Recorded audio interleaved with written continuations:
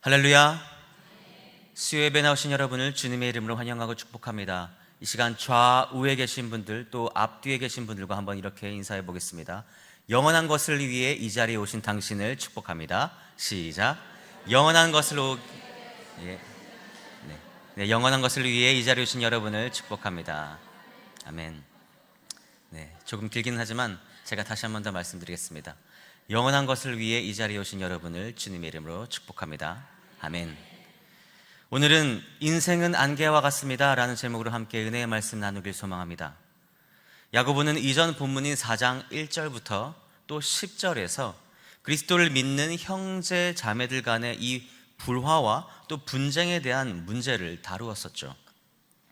그리고 나서 오늘 11절과 12절에서는 그것의 연장선상에서 비방에 관한 문제를 거론하고 있습니다. 11절을 보실까요? 형제들아 서로 비방하지 말라. 형제를 비방하는 자나 형제를 판단하는 자는 곧 율법을 비방하고 율법을 판단하는 것이라. 내가 만일 율법을 판단하면 율법의 준행자가 아니요 재판관이로다. 아멘. 한마디로 요약하자면 다른 성도를 판단하고 이 비방하는 것은 하나님께서 주신 이 율법, 말씀을 비방할 뿐만 아니라 하나님의 자리에 앉는 것과 같다라는 것이죠. 다음 화면을 보시면 여기서 비방하다로 번역된 원어를 분석해 보면 그 대상을 적대하여 욕하고 험담하며 중상모략하는 것을 의미합니다. 그런데 이 행위는 사실 마귀에게 속한 것이지 않겠습니까? 그리고 판단하다라는 원어를 살펴보면 심판하다, 판결하다, 결정하다 라는 뜻이 있죠. 마치 자신이 하나님이라도 된 것 마냥 상대를 최종적으로 심판하고 판결하려는 이 행위는 하나님의 재판권을 침해한다라는 것입니다. 그래서 야고보는 12절에서 이렇게 말씀합니다. 입법자와 재판관은 오직 한 분이시니 능히 구원하기도 하시며 말하기도 하시느니라. 너는 누구이기에 이웃을 판단하느냐? 너는 누구이기에 이웃을 판단하느냐? 사랑하는 여러분, 우리의 형제, 자매, 이웃들, 특별히 성도들을 우리가 어떻게 대해야겠습니까? 그 성도들은 우리에게 어떤 대상입니까? 사랑해야 할 대상입니다. 성도니까 나를 섬겨주고 나에게 더 배려해 주어야지가 아니라 성도니까 내가 더 섬겨주고 배려해 주어야지 라는 사랑의 대상이라는 것이죠. 서로 관심을 가져주고 또 걱정해주고 염려해주며 어려움에 처해 있으면 또 도와주는 것, 서로를 위해 기도하고 돌보아주는 것, 이것이 내가 해야 할 일이며 복음의 빚진 자의 의무와 책임인 줄로 믿습니다. 그러므로 남을 비방하지 마시기 바랍니다. 비방해서는 안 됩니다. 그것은 우리의 소관이 아닙니다.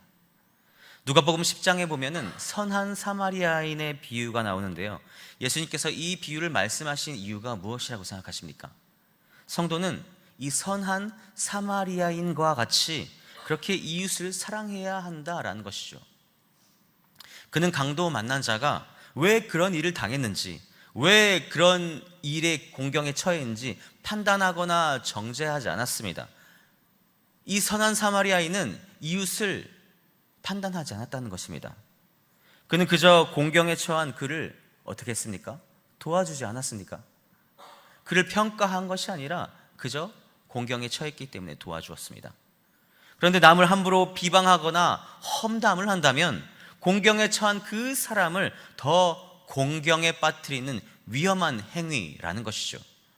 상황을 자세히 파악하지도 못한 채 내가 그저 보이는 대로 그리고 내가 들은 대로 그 사람을 판단하고 정죄한다면 그 사람이 하나님의 백성으로서 살아갈 의욕을 잃게 만드는 것이며 또 우리는 죄를 범하게 되는 꼴이라는 사실을 믿으시기 바랍니다. 그리고 사실 이러한 행위는 마귀가 하는 일입니다. 이 마귀를 뜻하는 디아볼로스는 참소자, 비방자라는 뜻이 있습니다. 마귀는 사람의 이 잘못을 발견하면 그것을 놓치지 않고 붙잡고 늘어지며 지속적으로 그를 비난하고 공격하여 스스로를 자기를 파괴시키는 존재입니다.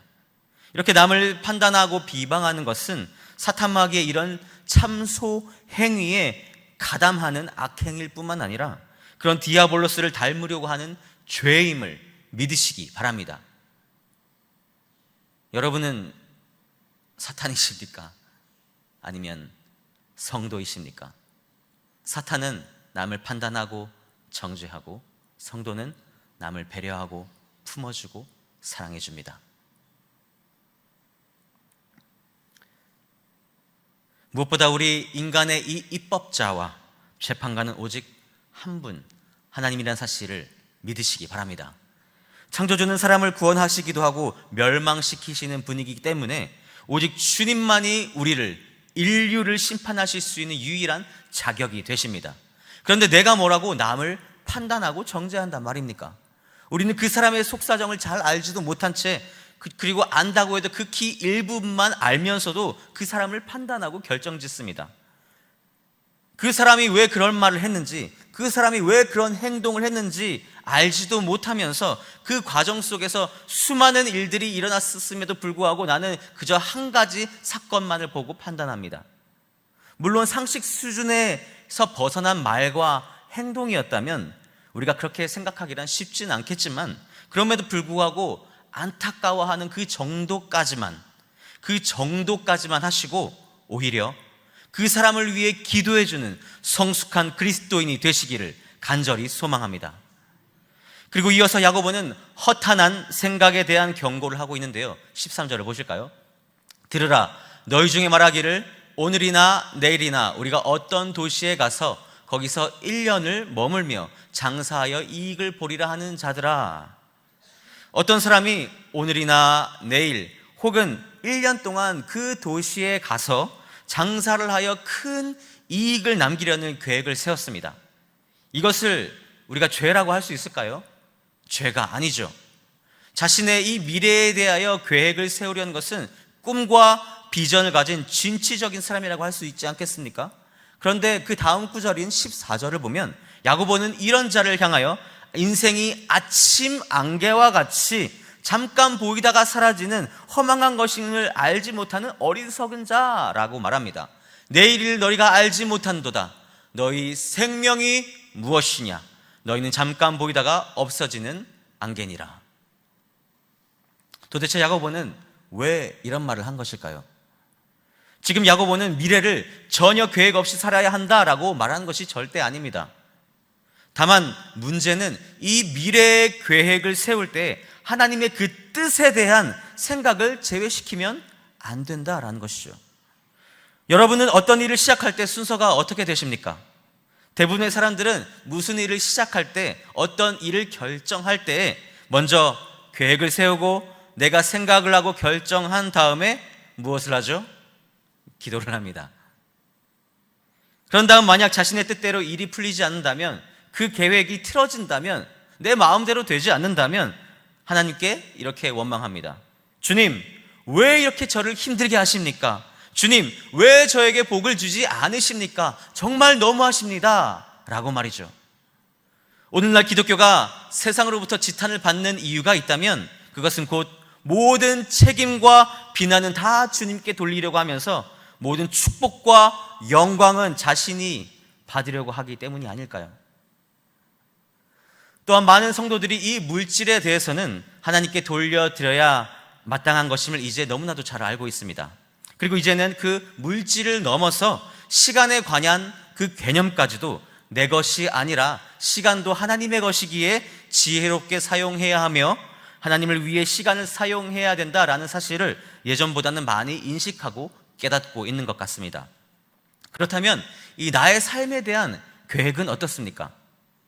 우리는 물질과 또 시간뿐만 아니라 나의 그 미래까지도, 나의 계획까지도 마찬가지로 주님께 온전히 드릴 수 있어야 합니다. 그리고 이렇게 하는 것이 바로 성도인 줄로 믿습니다. 장기적인 미래의 일은 물론이거니와 단기적인 계획까지도 우리는 주님의 뜻 안에서 생각을 하고 기도를 한 다음에 실행해야 합니다.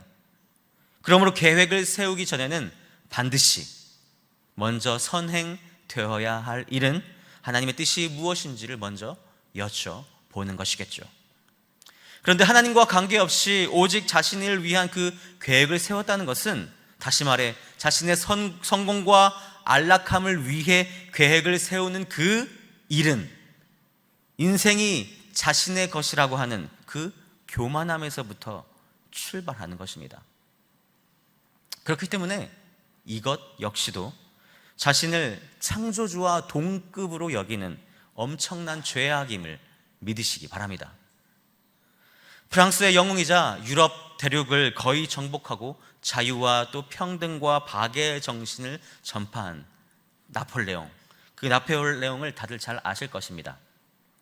그런데 나폴레옹이 러시아를 침략하기로 계획을 세웠을 때 그의 가까운 부하 한 사람이 그에게 이제 곧 겨울이 다가오니 이번만큼은 러시아 침략 계획을 취소해달라고 충고를 했다고 합니다. 너무나도 지혜로운 충고이고 충직한 부하이죠. 그러나 나폴레옹은 그의 말을 듣지 않자 그는 잠언 말씀을 인용하며 마지막으로 이렇게 말했다고 합니다. 각하, 사람이 계획을 하지만 나는 하나님이 그 일을 성취시키십니다. 그러므로 다시 한 번 더 재고해 보시기 바랍니다. 하지만 이 말을 들은 나폴레옹은 나는 내가 계획하고 내가 성취한다 라고 말했습니다. 그리고 결국 그는 러시아 정복을 이루지 못하고 몰락하게 되었죠. 잠언 16장 9절 말씀을 우리 같이 읽어보실까요?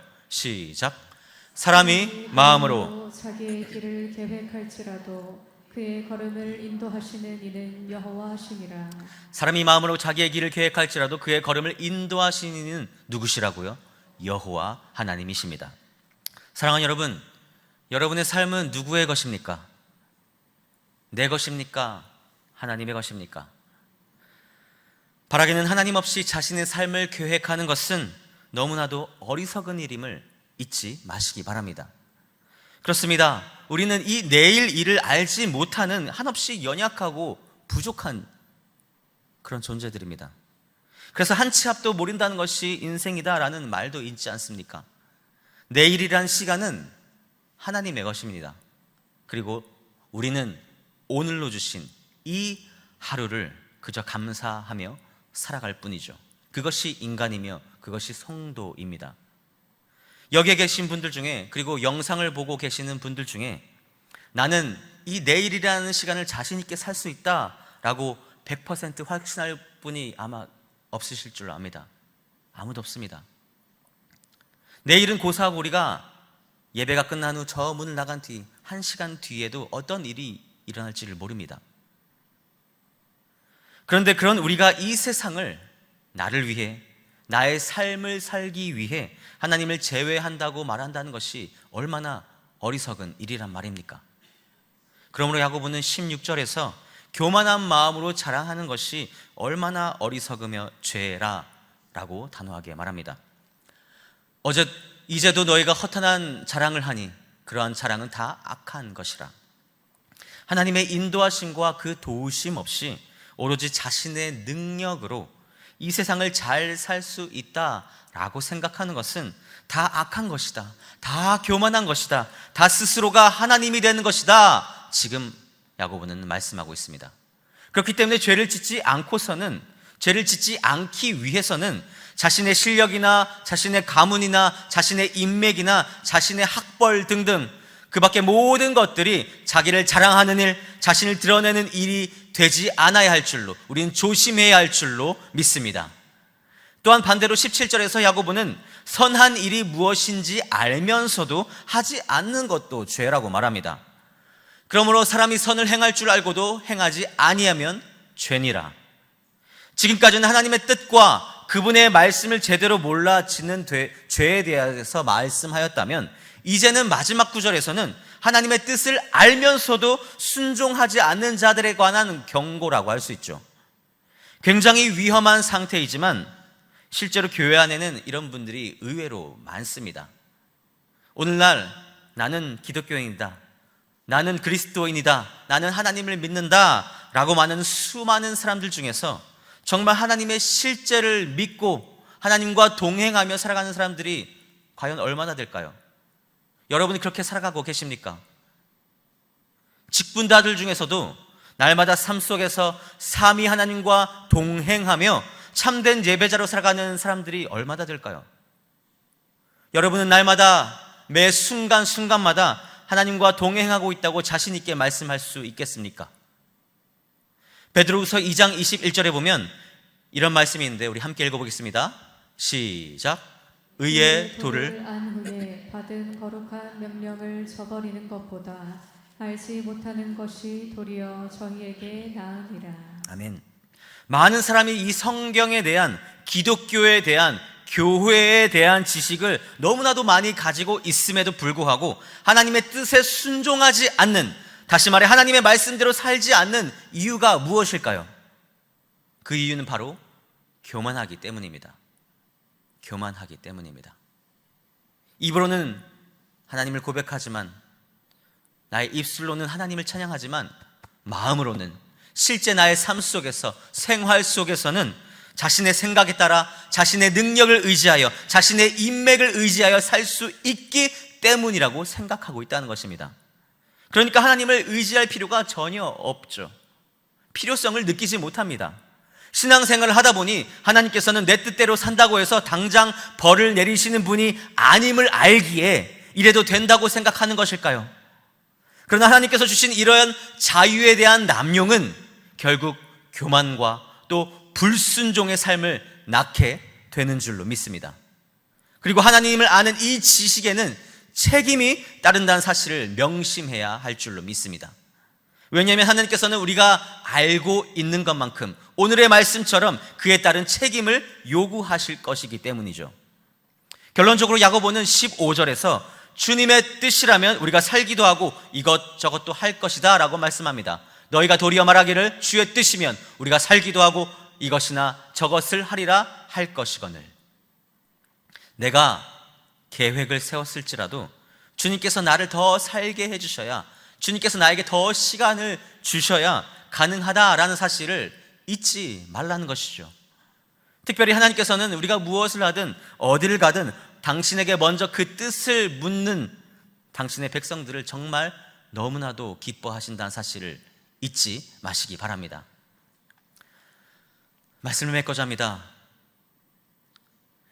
구약에서 하나님께 가장 사랑받는 인물을 꼽으라면 여러분은 누가 생각나십니까?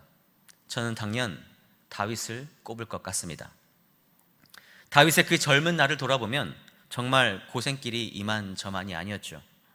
그러나 하나님께서는 그를 사랑하셨기 때문에 그를 끝까지 붙들어 주시고 또 인도해 주심으로 결국에는 이스라엘에서 가장 존경받는 왕이 되었습니다. 그런데 하나님께서 다윗을 이토록 사랑했던 이유가 무엇이었을까요?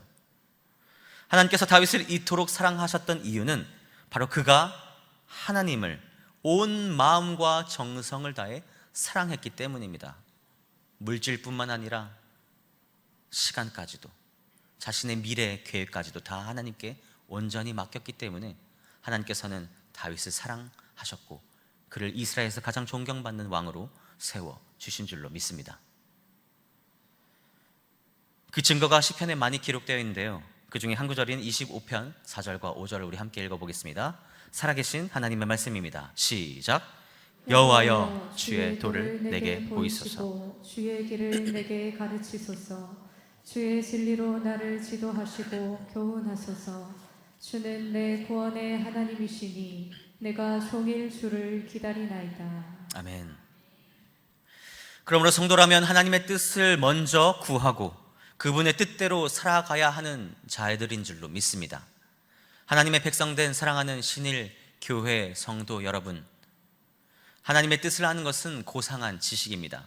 그러나 그 뜻을 행하는 자는 가장 위대한 그 하나님의 영광에 참여한 자임을 잊지 마시기 바랍니다.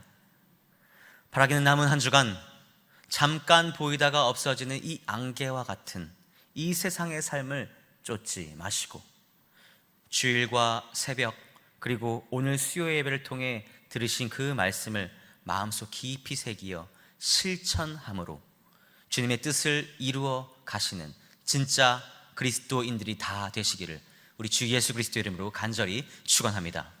함께 말씀을 기억하며 기도하겠습니다.